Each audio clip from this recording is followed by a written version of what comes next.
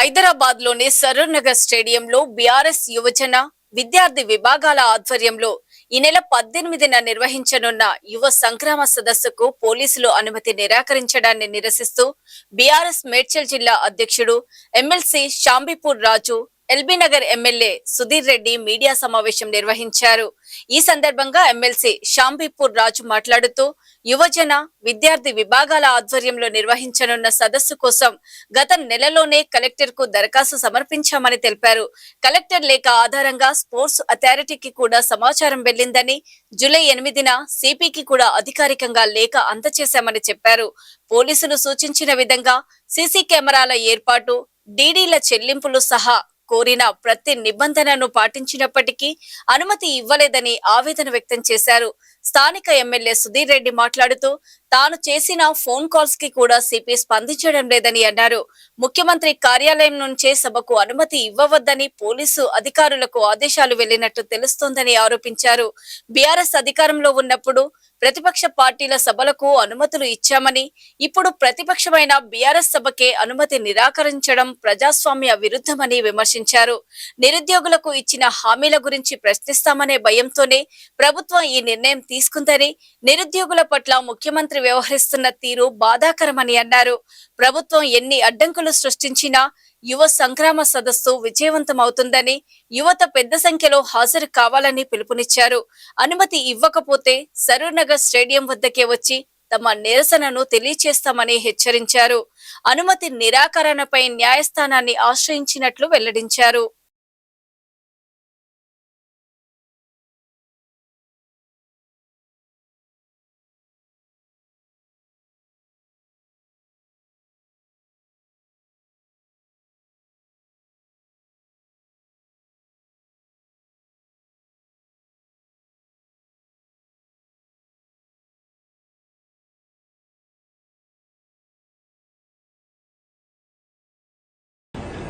ఈ కమిషనర్ గారు కోరింది, ప్రభుత్వం కూడా కోరింది.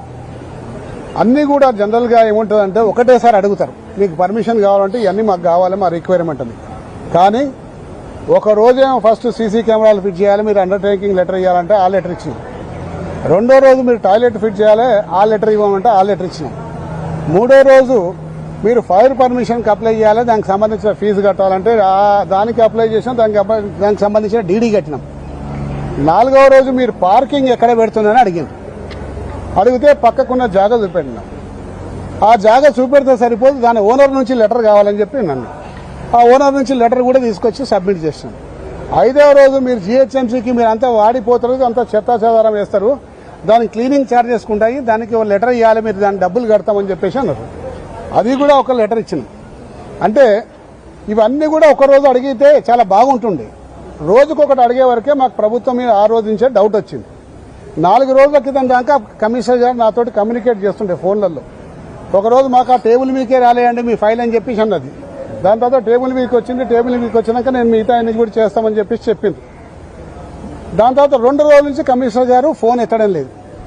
ఎత్తకపోగా రవీందర్ రెడ్డి గారు అని ఒక ఏసీపీ గారు ఫోన్ చేసి, మీరు కమిషనర్ గారికి ఫోన్ చేస్తున్నట్ట, కమిషనర్ గారు బిజీగా ఉన్నారు, నన్ను చెప్పమని చెప్పిండ్రు, మీ అన్ని కూడా ఫైల్ వచ్చింది, క్లియర్ చేస్తాము, మీకు పర్మిషన్ ఇస్తామని చెప్పిండ్రు.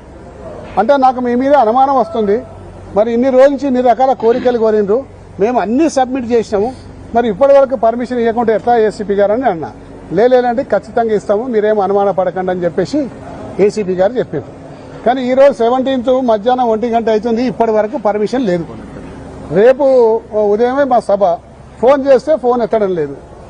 మాకు తెలిసిన విషయం ఏంటంటే ముఖ్యమంత్రి కార్యాలయం నుంచి ఇన్స్ట్రక్షన్స్ వచ్చినాయి, ఈ పర్మిషన్ ఇవ్వద్దు, వీరికి పర్మిషన్ ఇవ్వద్దని.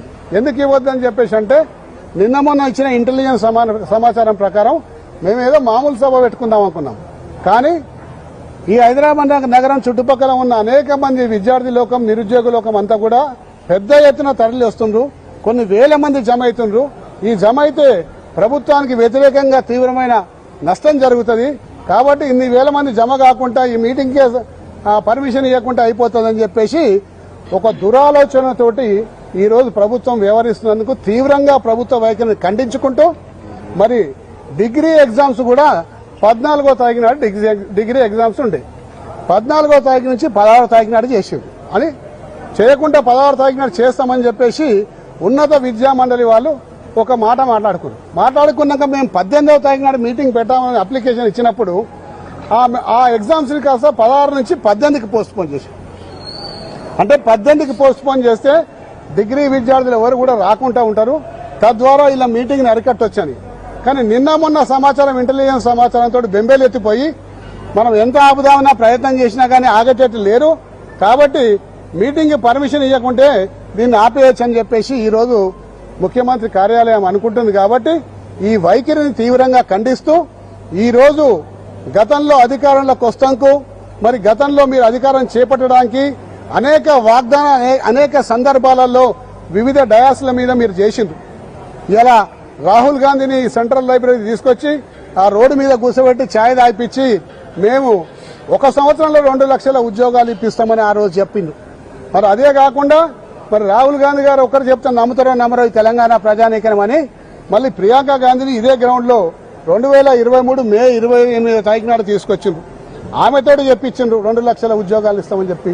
మరి వివిధ సందర్భాల్లో వివిధ వేదికల మీద ముఖ్యమంత్రి గారు అనేక సందర్భాల్లో నొక్కి ఒక్కానించిండ్రు. ఒక ఉద్యోగం బీకేయండి, మీరు కేసీఆర్ గారు ఒక ఉద్యోగం బీకేయండి, 2 లక్షల ఉద్యోగాలు 1 సంవత్సరంలో మీకు ఇచ్చేస్తా అని చెప్పేసి ఆ రోజు యువకులను నమ్మవలికిండ్రు. యువకులను అందరినీ కూడా బీఆర్ఎస్ పార్టీ మీకు ఎగేసిండ్రు. మరి ఇలా కేసీఆర్ గారు ఉద్యోగం పోయి 3 సంవత్సరాలు అవుతుంది కండి. ఈ 3 సంవత్సరాల్లో మరి నువ్వు ఎందుకు ఇయ్యలే ఉద్యోగాలు? మీ అఫీషియల్ వెబ్సైట్లో 16,000 ఉద్యోగాలు ఇచ్చిన సంగతి స్పష్టంగా మీ అఫీషియల్ వెబ్సైట్లో ఇలా పెట్టడం జరిగింది.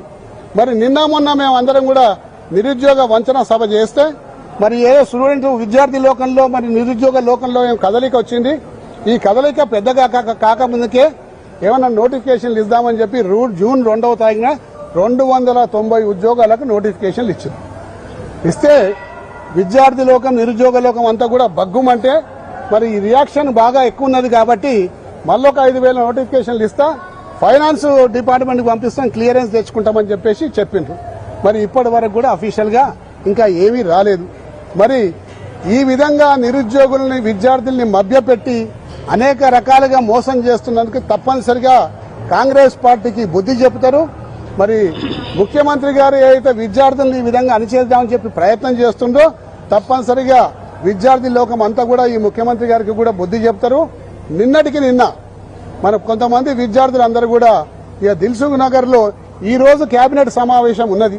కేబినెట్ సమావేశంలో వయో పరిమితి మీద ఏదైనా నిర్ణయం తీసుకుంటారేమో, వయో పరిమితిని తగ్గించొద్దు, 36 సంవత్సరాలే ఉంచాలని చెప్పేసి ఒక ప్రెస్ కాన్ఫరెన్స్ పెట్టి మీడియా ద్వారా ప్రభుత్వానికి తెలియపరిచే ప్రయత్నం చేస్తే దారుణంగా పట్టుకపోయి వాళ్ళని కొట్టి నాగోల్ పోలీస్ స్టేషన్లో వేసారు.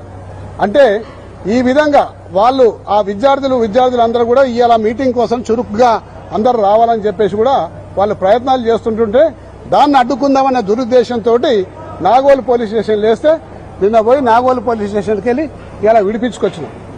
చొక్కాలు చింపి ప్యాంట్లు కూడా వీకేసి లారీలలో నూకి ఈ విధంగా అరెస్ట్ చేస్తుంటే ఇంత తీవ్రమైన దమనకాండ ఈ తెలంగాణ రాష్ట్రంలో విద్యార్థి నిరుద్యోగుల మీద నడుస్తున్నందుకు తీవ్రంగా ఖండిస్తూ దీన్ని నువ్వు ఆపలేవు, దీన్ని ఏ విధంగా నువ్వు అడ్డుకోలేవు.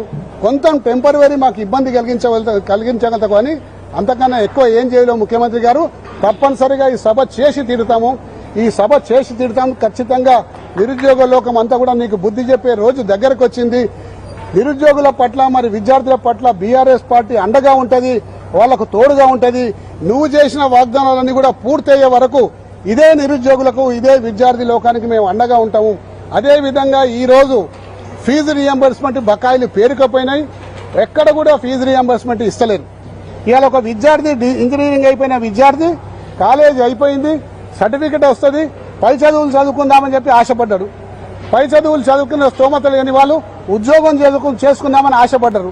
కానీ మరి కాలేజీ యాజమాన్యాలు మీ ఫీజు రియంబర్స్మెంట్ రాలే కాబట్టి మీ సర్టిఫికెట్లు ఇవ్వము, మా దగ్గరనే ఉంచుకుంటాము, లేదా మీరు డబ్బులు కట్టండి అని చెప్పేసి అలా యాజమాన్యాలు కోరుతా ఉన్నాయి. దిక్కుతోచని విద్యార్థుల తల్లిదండ్రులు అందరూ కూడా మా వద్దకు అందరూ అనేక మంది ప్రజాప్రతినిధుల దగ్గరికి పోతా ఉన్నారు. కాంగ్రెస్ పార్టీ ఎమ్మెల్యేల దగ్గర కూడా పోతుంది.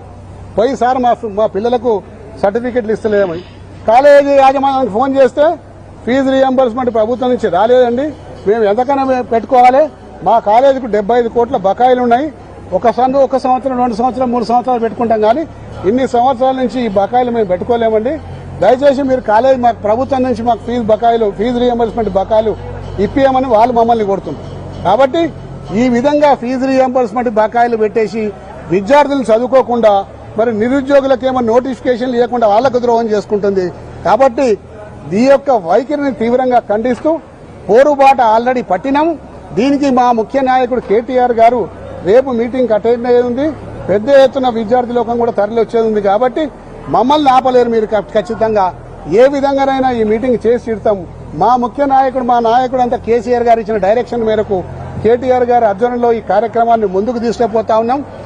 మరి బీఆర్ఎస్ పార్టీ శ్రేణులందరూ కూడా ఏకమై ఒక తాటి మీద రేపు ఇక్కడికి రాబోతున్నారు.